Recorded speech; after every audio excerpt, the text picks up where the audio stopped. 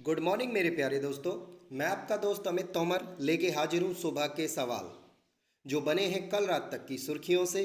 आज तारीख है 10 अगस्त 2020। दैनिक समसामयिक की सभी प्रतियोगी परीक्षाओं के लिए, फिर चाहे आप एसएससी, बैंकिंग, रेलवे, पुलिस, किसी भी एग्जाम की तैयारी कर रहे हो जहां current affair with static GK पूछा जाता है, आप सही जगह पर हो।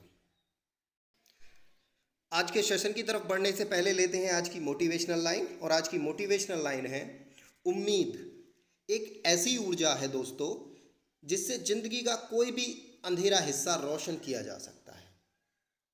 हमें कभी भी उम्मीद नहीं छोड़नी चाहिए। सिर्फ और सिर्फ उम्मीद ही वो ऊर्जा है जिससे जिंदगी का कोई भी अंधेरा हिस्सा रोशन किया जा सकता है। ठीक है दोस्तों, आज के सेशन की तरफ बढ़े उससे पहले कल के सेशन का एक अभ्यास प्रश्न, उसका आंसर लेते हैं। क्या है उसका आंसर? कल का प्रश्न था, केंद्र सरकार ने किन राज्यों से 780 किलोमीटर ग्रीन नेशनल हाईवे के निर्माण को मंजूरी दी है? आपके ऑप्शन थे वहाँ पे, हिमाचल प्रदेश, उत्तर प्रदेश, राजस्थान या उपरोक्त सभी। तो दोस्तों मैं आपको यहाँ बताना चाहूँगा कि जो नेशनल हाईवे है, ग्रीन नेशनल हाईवे, ये 4 राज्यों से होकर जाना है, हिमाचल प्रदेश, उत्तर प्रदेश, राजस्थान और आंध्र प्रदेश। ठीक है, इसको बनाने का जो खर्च है वो 7,660 करोड़ रुपए इसके निर्माण में खर्च होने हैं। ठीक है दोस्तों, तो इसका जो राइट आंसर होगा उपरोक्त सभी आपका राइट आंसर होगा। और जो सही जवाब दिया है वो अर्जुन, प्रियंका, लवली, भूमि, इन सभी ने सही जवाब दिया है। ठीक है दोस्तों, चलिए बढ़ते हैं आज के सेशन की तरफ। क्या है आज का पहला सवाल? आज का पहला सवाल है, 8 अगस्त को भारत छोड़ो आंदोलन की कौन सी वर्षगांठ मनाई गई? तो दोस्तों यहाँ आपका राइट आंसर होगा ऑप्शन नंबर बी, 78वीं वर्षगांठ मनाई गई भारत छोड़ो आंदोलन की 8 अगस्त को। क्या है पूरा मामला, आइए समझते हैं। दोस्तों 8 अगस्त को भारत छोड़ो आंदोलन की 78वीं वर्षगांठ पूरे देश में मनाई गई। इस आंदोलन को अगस्त क्रांति के नाम से भी जाना जाता है। महात्मा गांधी ने अंग्रेजों को देश से भगाने के लिए जो आह्वान किया वो 8 अगस्त 1942 को अखिल भारतीय कांग्रेस समिति मुंबई के सत्र के दौरान किया। और यहीं गांधी जी ने गोवालिया टैंक मैदान में दिए गए भारत छोड़ो आंदोलन भाषण के दौरान ही एक नारा दिया था, करो या मरो का नारा, वो यहीं दिया था दोस्तों। आपसे पूछा जा सकता है भाई गांधी जी ने करो या मरो का नारा कब दिया? तो भारत छोड़ो आंदोलन के भाषण के दौरान गांधी जी ने करो या मरो का नारा दिया था। ठीक है दोस्तों, पूरी बात समझ आ गई होगी। चलिए बढ़ते हैं अगले प्रश्न की तरफ। दोस्तों अगला प्रश्न है आपका, दोस्तों अगला प्रश्न है, भारत ने किस देश में आयोजित होने वाले काउकज 2020 युद्ध में भाग लेने की घोषणा की है? आपका राइट आंसर होगा यहाँ रूस में होने वाला है काउकज 2020 का युद्ध अभ्यास। ठीक है दोस्तों, ये एक युद्ध अभ्यास है। क्या है पूरा मामला, आइए समझते हैं कौन कौन देश इसमें भाग लेंगे। दोस्तों रूस के अस्ताखान में आयोजित होने वाले रशियन काउकज 2020 रणनीतिक कमांड पोस्ट अभ्यास में भारत ने हिस्सा लेने के निमंत्रण को स्वीकार किया है। इस अभ्यास में भारत के 150 सैन्यकर्मी सहित नौसेना एवं वायुसेना के कर्मी भी शामिल होंगे। यह निमंत्रण जो है वो ईरान, चीन, तुर्की, पाकिस्तान तथा मध्य एशिया के 18 देशों को भेजा गया है। ठीक है, इस युद्ध को काउकस 2020 के नाम से भी जाना जाता है। क्लियर है दोस्तों? चलिए बढ़ते हैं अगले प्रश्न की तरफ। अगला प्रश्न है दोस्तों आपका, अगला महत्वपूर्ण प्रश्न है, पीएनबी हाउसिंग फाइनेंस के नए एमडी और सीईओ कौन बने हैं? आपका राइट ऑप्शन होगा दोस्तों ऑप्शन नंबर बी, हरदयाल प्रसाद बने हैं पीएनबी हाउसिंग फाइनेंस के नए एमडी और सीईओ। क्या है पूरी कहानी, आइए समझते हैं। दोस्तों एसबीआई के पूर्व कार्ड प्रमुख हरदयाल प्रसाद को पीएनबी हाउसिंग फाइनेंस का एमडी और सीईओ नियुक्त किया गया है। इनको वर्तमान में जो प्रबंधक निदेशक एवं मुख्य कार्यकारी अधिकारी नीरज व्यास की जगह नियुक्त किया गया है। ठीक है दोस्तों, प्रसाद ने 15 जुलाई 2020 को एसबीआई कार्ड के एमडी और सीईओ पद से इस्तीफा दिया था। उन्हें एसबीआई कार्ड और पेमेंट सर्विस के बैंकिंग सेक्टर के अनुभव के चलते पीएनबी ने housing finance stock MD and CEO बनाया है। ठीक है दोस्तों, बढ़ते हैं अगली खबर की तरफ। क्या है अगली खबर?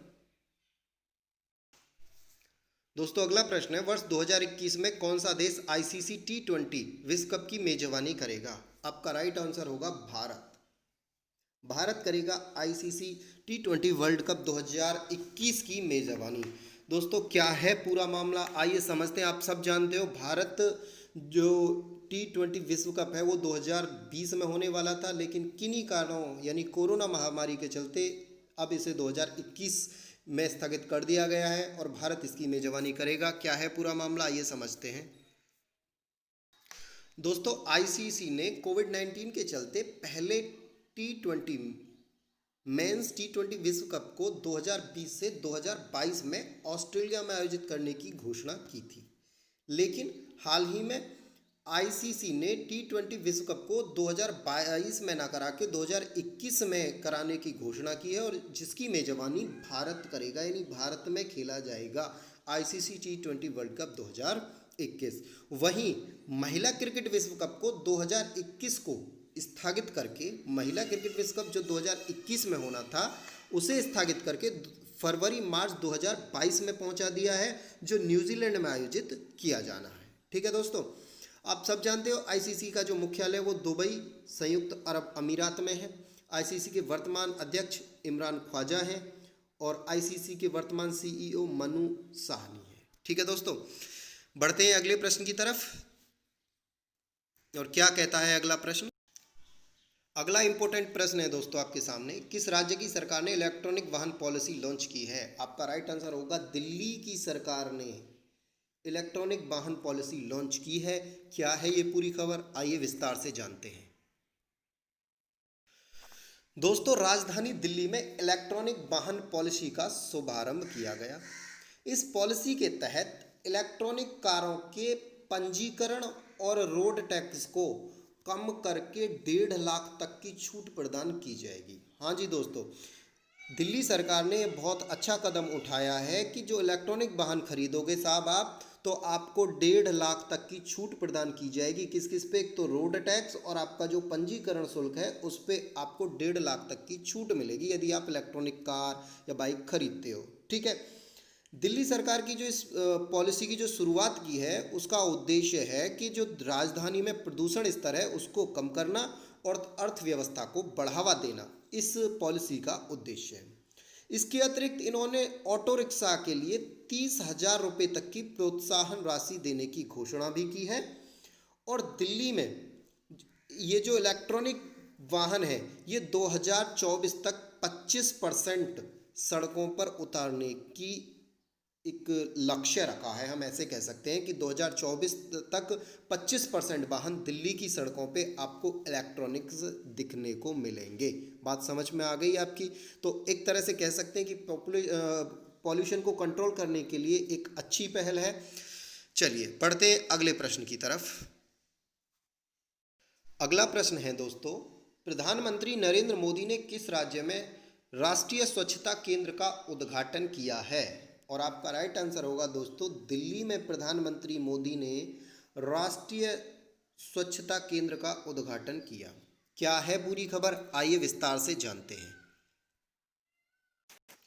दोस्तों भारत के प्रधानमंत्री नरेंद्र मोदी द्वारा स्वच्छ भारत मिशन पर इंटरएक्टिव अनुभव केंद्र की तर्ज पर ही दिल्ली के राजघाट में राष्ट्रीय स्वच्छता केंद्र का उद्घाटन किया गया।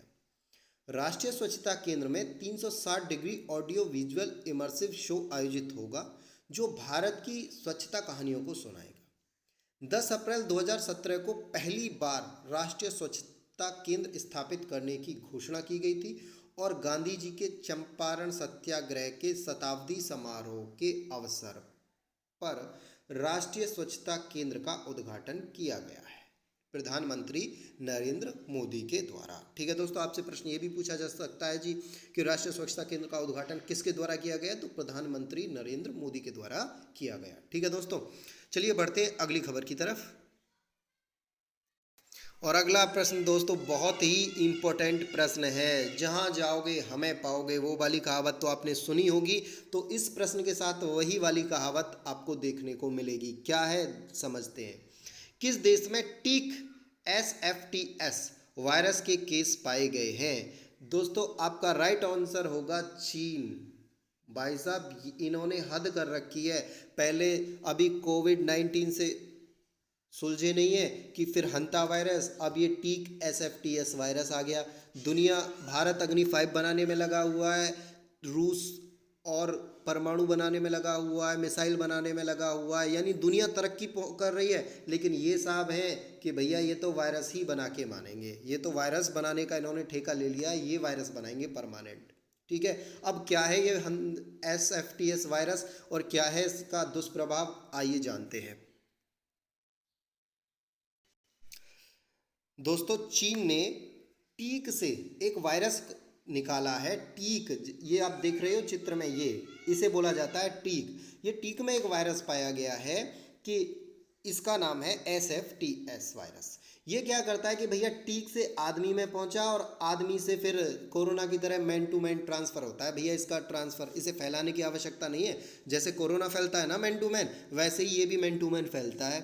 और एक और ख़ास बात बता दें इसके बारे में कि कोरोना से अगर मौत रेट की बात करें तो भैया लगभग 2% से 3% मौत रेट है कोरोना का। डेथ रेट बहुत कम है। लेकिन साहब अब के तो चाइना वालों ने रिकॉर्ड तोड़ दिया है। क्या रिकॉर्ड तोड़ा है भैया? कि भैया जो इससे जो टीक से जो वायरस मिला है SFTS, इससे जो मौत का आंकड़ा है वो 30% है। यानी अगर, हाँ साहब 30% सही सुन रहे हो बिल्कुल आप, अगर 100 लोगों को वायरस हुआ है तो भैया उसमें से 30 लोगों का राम नाम सत्य हो जाना है। होता क्या है जी इसमें? होता ये है भैया कि इसमें वही खांसी, बुखार, शरीर में अकड़न, जोड़ों में दर्द होता है और आदमी जल्दी से प्यारा हो जाता है ईश्वर को। तो साहब अब आप कहोगे कि जी ये फैलाएंगे कैसे चाइना वाले से? तो भाई चाइना वालों ने कहा कि साहब ये जो है हमसे प्रोडक्ट जल्दी बन गया ये वायरस, हमें उम्मीद नहीं थी कि हम इतनी जल्दी बना लेंगे ये वायरस। चाइनीज़ आइटम है, जल्दी बन जाता है। अब भाई जल्द, क्योंकि अब तो ये फैलने का भी नहीं है, क्योंकि चीन से सारे रास्ते बंद हो रहे हैं। किसी भी देश का व्यापार अब चीन के साथ नहीं है, ना तो चीन के लिए कोई फ़्लाइट जा रही है, ना फिर चीन से कोई फ़्लाइट आ रही है। अब ये फैलाएंगे कैसे? तो साहब इन्होंने जल्दी वायरस बना दिया है। ठीक है दोस्तों, और कहाँ पाया गया है ये भी चलो आपको बताते हैं। दोस्तों पैसिफिक ओशियन के किनारे चीन का एक राज्य है जियांगसू प्रांत, एक प्रांत है चीन का जियांगसू प्रांत, वहाँ ये SFTS वायरस पाया गया है। ठीक है दोस्तों, ग्लोबल टाइम की रिपोर्ट के अनुसार इस वायरस से जियांगसू प्रांत में 37 से अधिक लोगों की मौत हो गई है। जबकि एक प्रांत है अनहुई प्रांत, उसमें 7 लोग मारे गए हैं। ठीक है दोस्तों, अब वो आप सब मैंने आपको बता दिया है कि इससे बुखार, सर दर्द, जुखाम, खांसी, ये सारी चीज़ें होती हैं और बदन में दर्द होता है और उसके बाद फिर आदमी चल बसता है। इस SFTS का पूरा नाम क्या है, आइए जानते हैं जी ये भी। दोस्तों China hit by another virus as 7 killed and 60 infected by, इस ये जो बीमारी है उसका नाम है tick borne disease. Tick borne disease से मतलब यहाँ हड्डियों में दर्द होता है, हड्डियों को टिक करता है, दर्द होता है बोन्स में। ठीक है दोस्तों, टिक बोर्न डिसीज़ इस बीमारी का नाम है और इससे जो होने वाली बीमारी है। और अब इस वायरस का क्या नाम है, आइए जानते हैं। इस वायरस का नाम है भैया sewer fever with thrombocytopenia syndrome. SFTS virus आपके सामने है। और दोस्तों क्या है इसके इफ़ेक्ट, क्या है इसके नुकसान, क्या है इसके फ़ायदे, मैंने आपको सभी बता दिया है। उम्मीद करता हूँ आपकी ये बात अच्छे से समझ आ गई होगी। चलिए बढ़ते हैं अगली खबर की तरफ। दोस्तों अगला प्रश्न है आपका, किस राज्य के मुख्यमंत्री ने 2 फास्ट ट्रैक कोर्ट का उद्घाटन किया है? और आपका राइट आंसर होगा यहाँ पे ऑप्शन नंबर डी, मणिपुर के मुख्यमंत्री ने 2 फास्ट ट्रैक कोर्ट का उद्घाटन किया है। अब भैया ऐसी क्या ज़रूरत आन पड़ी कि इन्हें 2 कोर्ट का उद्घाटन करना पड़ गया, यानी 2 कोर्ट चलाने पड़ गए? क्या है पूरा मामला, आइए जानते हैं। मेरे प्यारे दोस्तों, मणिपुर के मुख्यमंत्री जिनका नाम एन बीरेन सिंह है, उन्होंने मणिपुर की राजधानी उरीपोक और लम्फेलपत क्षेत्र में 2 फास्ट ट्रैक अदालतों का शुभारंभ वीडियो कॉन्फ्रेंसिंग के माध्यम से किया। इन अदालतों को खोलने का जो इन अदालतों को के निर्माण का जो मुख्य उद्देश्य है वो यह है कि जो महिलाओं के खिलाफ जो अपराध बढ़ रहे हैं उन मामलों को जल्द से जल्द निपटाया जा सके। एफटीसी की स्थापना से राज्य में महिलाओं को जो न्याय है उसमें तेजी देखने को मिले, ऐसा इस जो कोर्ट जो ओपन किए हैं, जो फास्ट ट्रैक कोर्ट बनाए हैं, उनसे ये उम्मीद की जा रही है।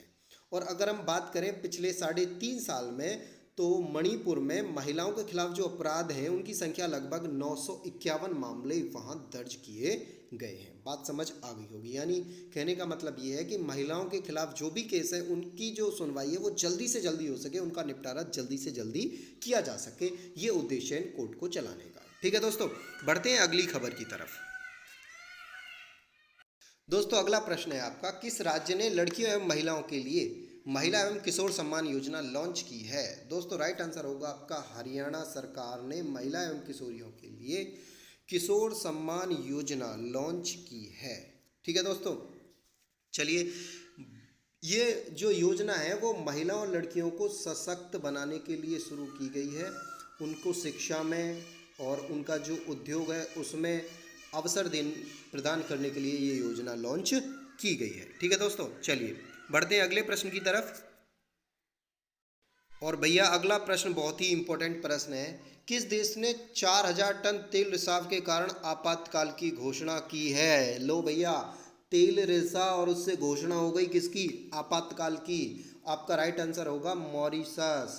हाँ साहब, हुआ क्या है दरअसल कि मॉरिशस का जो समुद्री तट है, मॉरिशस आप जानते हो एक द्वीपीय देश है, आपका हिंद महासागर में स्थित एक द्वीपीय देश है। मेडागास्कर के पूर्व में आपको देखने को मिलेगा। मॉरिशस एक छोटा सा देश है, लगभग 13 लाख की आबादी वाला ये देश है मॉरिशस। 13 लाख की कुल आबादी है मॉरिशस की।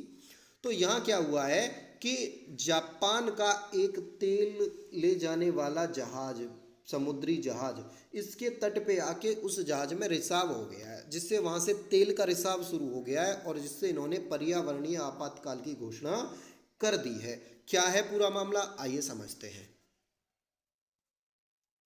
देखिए साहब, मॉरिशस तट पर हजारों टन ईंधन से भरा जहाज लीक हुआ है, खतरे में 13 लाख लोगों की जान, इमरजेंसी घोषित।